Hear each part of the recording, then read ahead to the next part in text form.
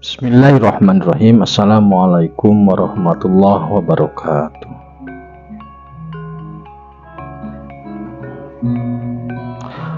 Maha suci Allah, segala puji dan syukur kita panjatkan kehadirat Allah.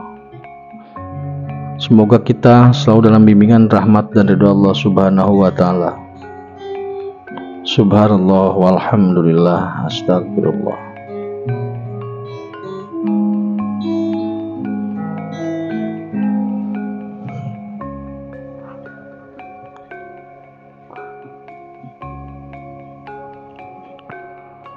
Kembali bersama kami dari tim Raja Nusantara.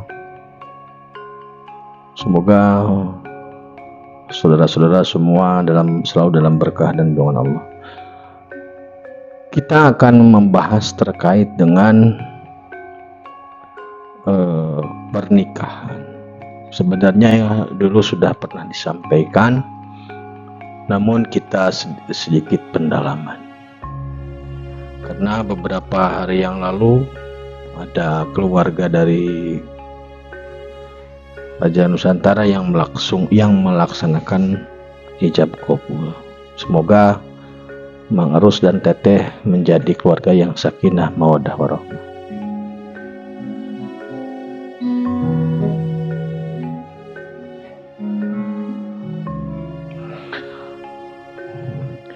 Pernikahan itu memang pilihan. Artinya jika Anda tidak menikah itu bukan suatu kesalahan. Tapi jika Anda menikah, maka itu adalah bagian dari kesempurnaan seorang manusia. Nah, untuk menikah itu, tujuan dari menikah itu atau tips dalam membangun rumah tangga itu ada beberapa hal. Yang pertama, pernikahan itu menciptakan suatu ikatan yang kuat.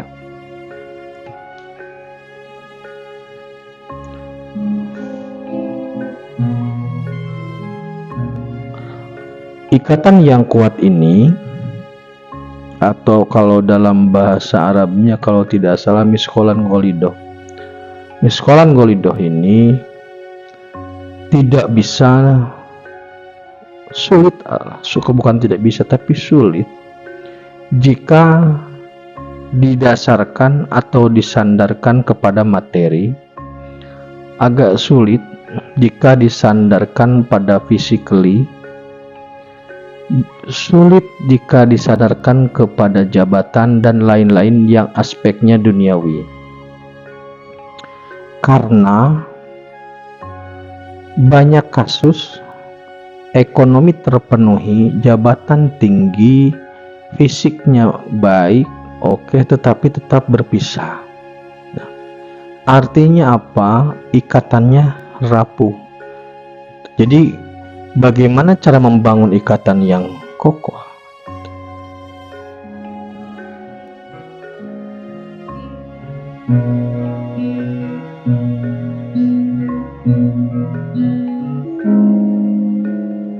Ketika seorang perempuan dan seorang lelaki melakukan akad atau melakukan pernyataan sebagai suami, melakukan akad lah ijab kabul untuk bersama berumah tangga, di situ sebenarnya yang dijanjikan atau perjanjian itu langsung kepada Gusti.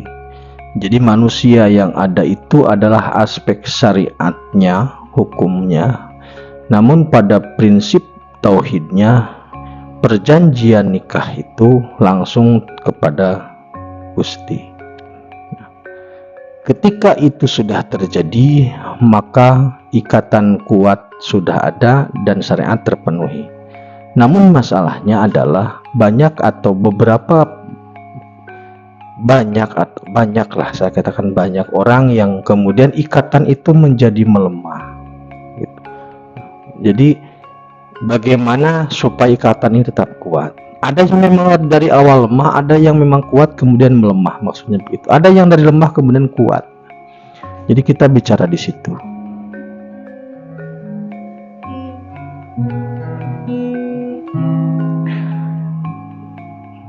yang konsisten dari diri kita ini, dari kita sebagai nas, yang terdiri dari biologis, psikologis, intelektual, emosional, dan ruh, itu yang paling konsisten dan independen adalah ruh. Maka oleh karena itu, ikatan yang paling kuat yang bisa kita lakukan adalah ikatan melalui ruh.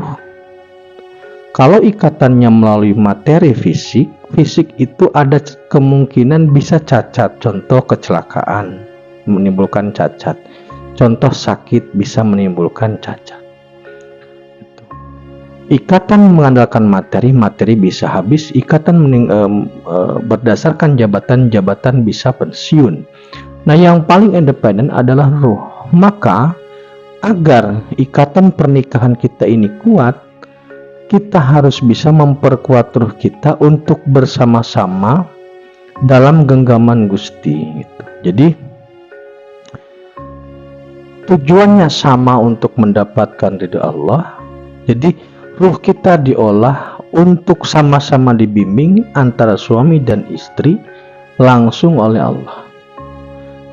Jadi polanya pada penguatan roh itu.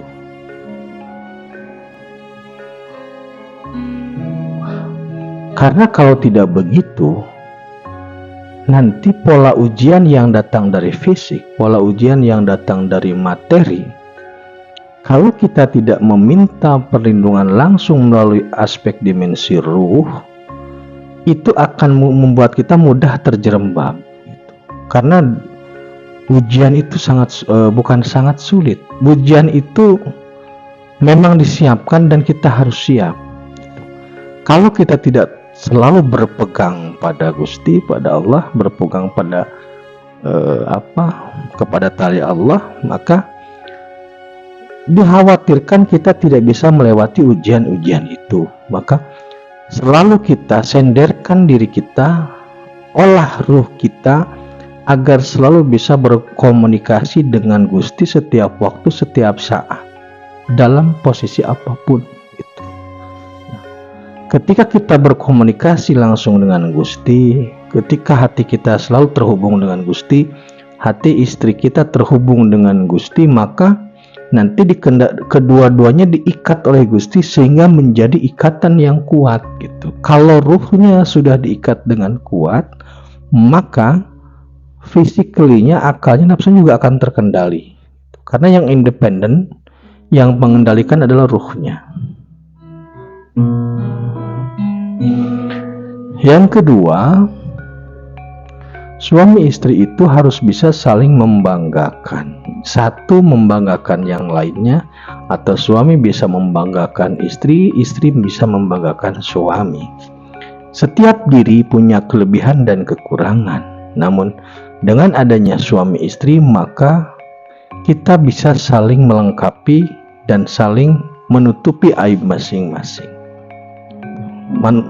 Menutupi aib di sini maksudnya bukan dalam aspek kriminal, tetapi dalam aspek hal yang sangat pribadi yang memang itu alamiah gitu. Jadi aspek kedua, suami itu laksana pakaian bagi istri, istri itu laksana pakaian bagi suami. Kecacatan istri bisa suami tutupi, begitupun sebaliknya gitu. Jadi kita harus bisa saling membanggakan, kita harus saling bisa menutupi, harus saling bisa melengkapi, sehingga itulah yang dimaksud dengan bahwa menikah itu adalah separuh dari agama, karena di situ memang titiknya. Kemudian yang ketiga, menikah itu salah satu aspek basariahnya adalah meneruskan generasi. Nah, menikah merupakan ladang ibadah, ladang yang bernilai ibadah. Salah satu ibadah itu adalah melanjutkan generasi. Jadi di pernikahan itu banyak sekali amalia atau perilaku atau pekerjaan yang tadinya tidak bernilai menjadi bernilai ibadah. Maka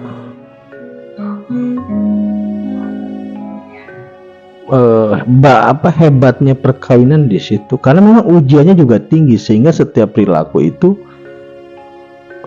bernilai gitu. Hal-hal yang sebenarnya tidak jadi masalah bisa jadi masalah, itu ujiannya. Tapi hal yang sepele itu karena ada ujiannya maka ada nilainya. Jadi ladang untuk ibadah. Sederhananya semisal ngambil minum kita itu, kalau kita ambil sendiri pada saat masih lajang itu tidak ada nilai, tapi ketika sudah ada istri yang membawakan maka istri punya nilai. Nah, pada saat tidak membawakan karena terjadi sesuatu hal dari yang kecil seperti itu bisa menjadi problematika pencungkil, penderek masalah apapun. Jadi ujiannya itu dari aspek terkecil sehingga yang terkecil pun menjadi bernilai karena ada ujiannya.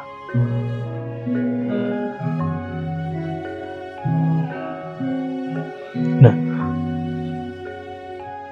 salah satunya itu tadi dari aspek untuk menggali pahala atau untuk mendapatkan ridho. Salah satu aspeknya adalah melanjutkan generasi. Nah, ini yang paling berat kalau menurut saya. Maksudnya tidak, karena ini jangka panjang. Dari tiga hal ini semuanya berat. Nah, pengelolaan ruh berat, menjaga kehormatan keluarga juga berat. Nah, ini generasi ini dari mulai dikandung, lahir sampai dibesarkan ini ritmenya kompleks gitu. Maksudnya yang tadinya kehormatan itu dijaga berdua, ada pada dua diri suami dan istri. Ketika seorang anak lahir, maka kehormatan itu juga dibawa oleh anak gitu. Seringkali anak yang bermasalah, orang tua yang kena gitu. Maka mempersiapkan keluarga yang tadinya hanya berdua, kemudian tambah anak bertiga, berempat, dan seterusnya. Ini tanggung jawabnya juga semakin besar, lingkupnya semakin besar. Maka beberapa orang di beberapa negara memilih untuk tidak menikah. Karena apa?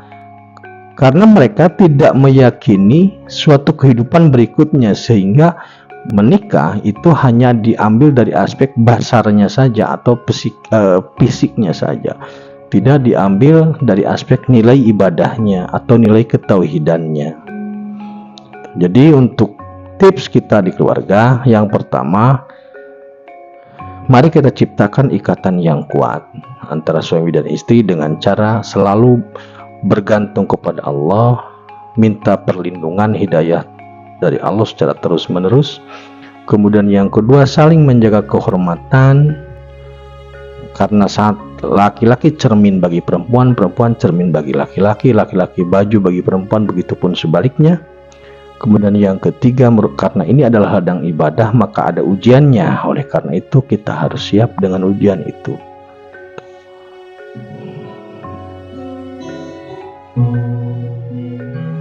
Begitu saudaraku, bahasan ringan ini semoga bermanfaat. Terima kasih, tetap tingkatkan iman dan amal soleh. Akhirul kalam, assalamualaikum warahmatullahi wabarakatuh.